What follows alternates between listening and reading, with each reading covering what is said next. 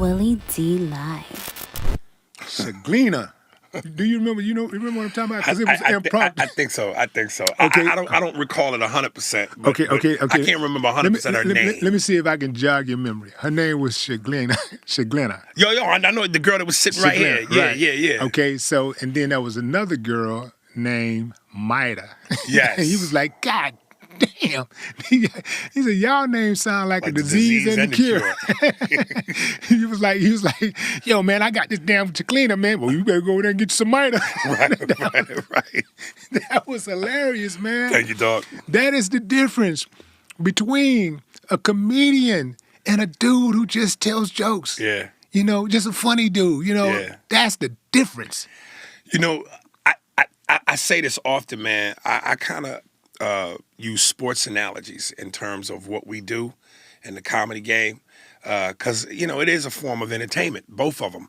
And I always say, listen, man, you could be a Hall of Fame award-winning quarterback who just stays in the pocket.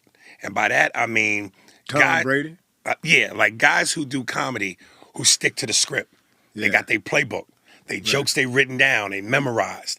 You can just do that, stay in the pocket, and be successful and considered one of the best. But if you can Michael Vick it and do crowd work, say fuck the playbook, go off the dome. Yeah. It adds another level to your game. Yeah. You know what I'm saying? So there's a lot of comedians who, when they get on that stage, they hear. They don't leave the pocket. Yeah. They stay with the material, what they know, what they memorize.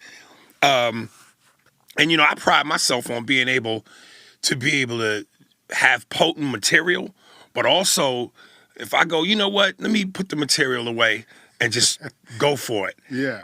My crowd work vicious, man. Yeah. So you know what I mean? So I like the Michael Vick it, man. Yeah, that was dope, man. I was like, I haven't seen but a few comedians who could really do that and nail it.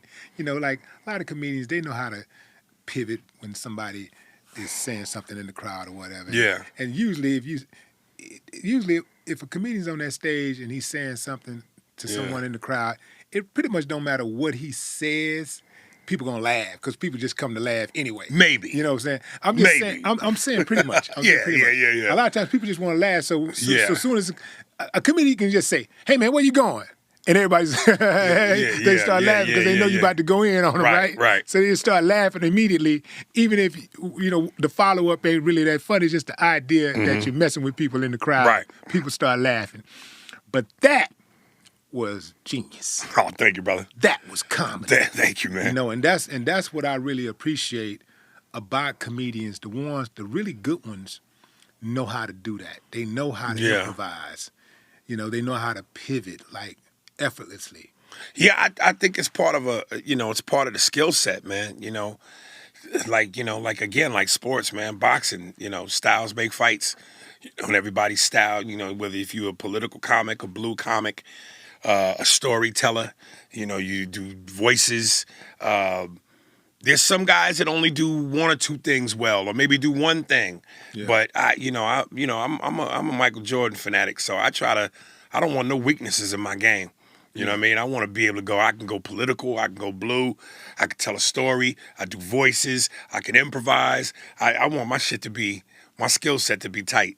Yeah, and you got all of that, man, and But here's the deal, man. Like when you're on that Instagram, sometimes you can be excessively pugnacious.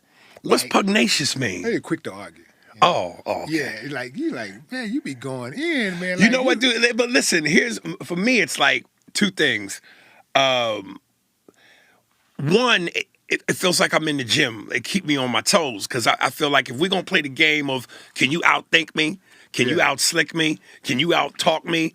So if by doing it, I don't take it as seriously as some people might think, and I'm trying to ease back on it because I don't want to get suspended. My account was suspended before, so I'm just it's a playful thing for me because I feel like it keeps me on my toes and keeps me sharp just to know that I can outwit you.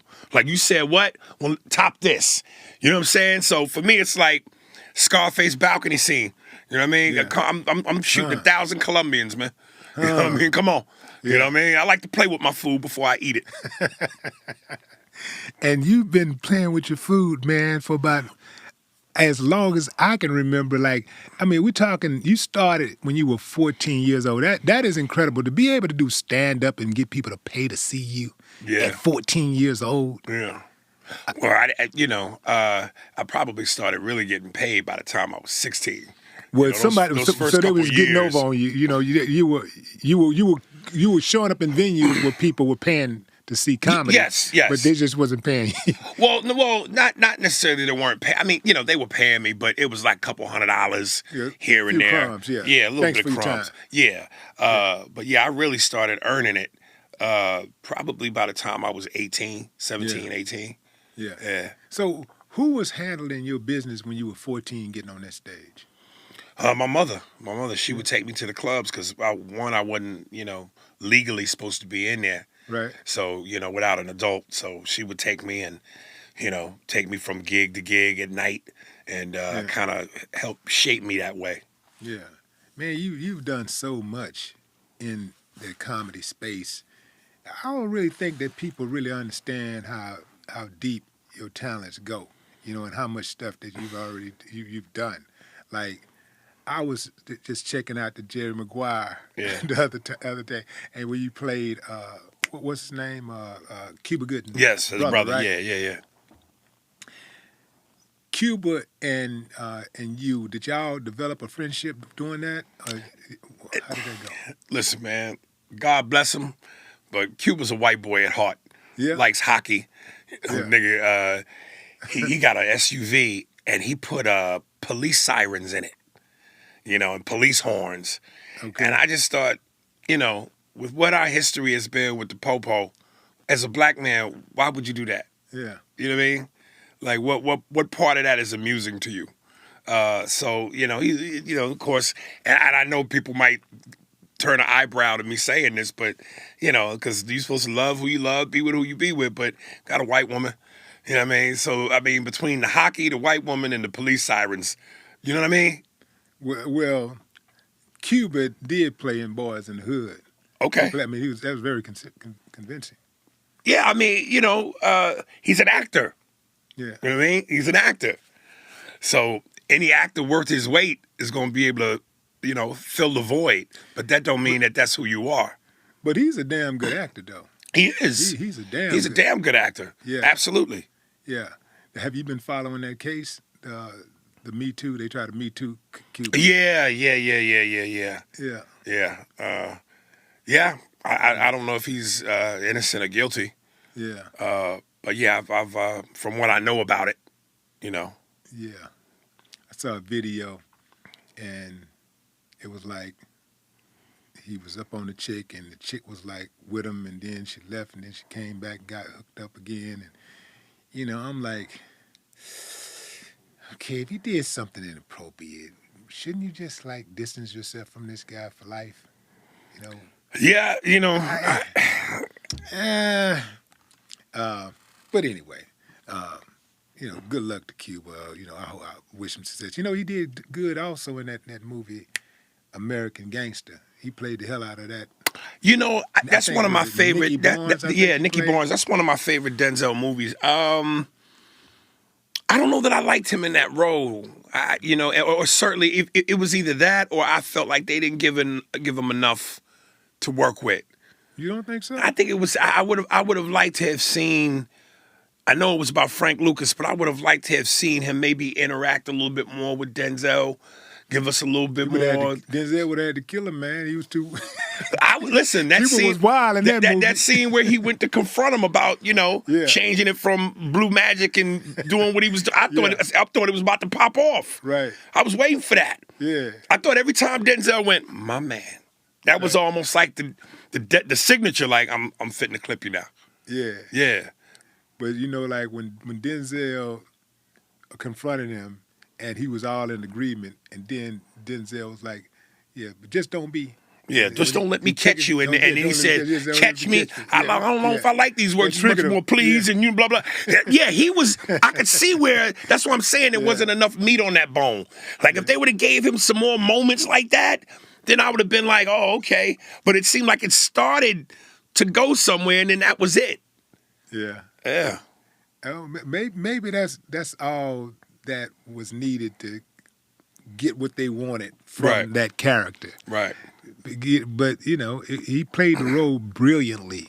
I mean, really, that was the one scene. I think the scene before that, he might have had a line or two, but that was that the bulk of that. What that scene was, that was it for him. Yeah, that was one of those Clifton Powell moments. You know how Clifton Powell steals scene after scene after scene. Clifton Powell, they played in Friday. Is it Clifton? Is his name Clifton? I know it's Clifton, but is it Powell? I think is it Powell? I don't know if it's Powell or not. I think it is. My man Cuddy, Dead Presidents. Yeah. I just posted something today. I posted that clip from Dead Presidents. Yeah. When he rolled up on the Ren's tape and his lady in the car and he's sucking on that lollipop. Yeah. Hold on, I just had it. Yo, Clifton's a bad boy. I just had it. Clifton. Can't believe I feel like I'm disrespecting the man. The man done so much work, put in so much work. Yeah, if I'm gonna type in cast of That's Dead it. Presidents. I got it right. Oh, it's Clifton Powell? Yeah. Yeah, he's a bad boy, man. Yeah, cold-blooded with it. Yeah. Cold-blooded with it. Gonna steal the scene. I would not want, if I was to ever do a biopic, he would have to be the main character. Otherwise, he would steal the show. Like, Oh yeah, listen, and very rarely can people do both. He could do comedy and drama. Exactly. Because when he And played be Pinky, totally believable. man, in that each Pinky role, and like I said, him as Cuddy and Dead Presidents. Yeah. Everything he does is solid. Yeah. I loved him in Ray. Yeah. Everything he does is solid, man, and a good dude too. Good dude. Do you think that you could play a role where you can, like, really, like, cry, like, let it out? Cry. You know, I that would be a great challenge, man. Yeah. You know, I always say, I've done drama, and there have been people who have said, yo, you can act. But when I look at Denzel and John Q, that crying moment where he's learning about his son and he's sitting there with the beautiful black actress, I wish I knew her name, but that plays his wife in it. And they both sitting there tearing up, and he's trying to maintain strength for her in that moment. And the way I go, I don't know that I could do that. That's acting. That lets me know I don't think I'm, you know what I mean? When you can take a role and you can, like, make that role relatable to the people that's watching, because everybody had to think to themselves, would I go that far for my child? Right. I thought about it. And I'm saying, I'm like, man, I'm really different because I would. Yeah. And he was like, man, cut me off. Take mine. You wouldn't take mine. If you can't find a heart, take mine. Right. Whoo, man. Right. Like, man, that Right. was gangster. And a lot of people that wouldn't go that far, like, motherfucker, grades ain't even that good. Yeah. Yeah. Yeah, that was heavy, man. Yeah. That's some heavy stuff. You one of those comedians, man, that people recognize everywhere you go. People recognize you, but it's like, do you feel appreciated? By the people, yes. Yeah. By the industry, no. Right. Again, I'm going to a sports thing. Yeah. I always say it feels like there's, in boxing terms, there's the people's champ and then there's the paper champ. You ideally you'd like to be both. I think Kevin Hart is both. The people love him, but the industry loves him. So he's good on paper and in the streets. Mm-hmm.